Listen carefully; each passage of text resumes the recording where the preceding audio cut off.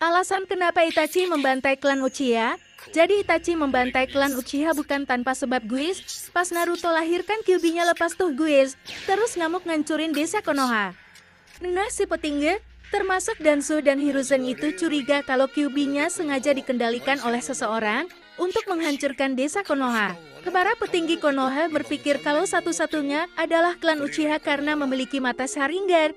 Dan memang benar, yang mengenaskan Kyuubi waktu itu si Obito yang notabene adalah seorang Uchiha. Dan mulai saat itu klan Uchiha dikucilkan oleh desa Konoha. Dan tentu saja klan Uchiha GK terima dong. Mereka berencana melakukan kudeta.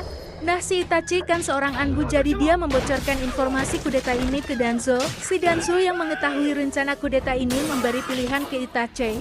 Membela negaranya dan membunuh semua klannya atau mengikuti klannya untuk kudeta.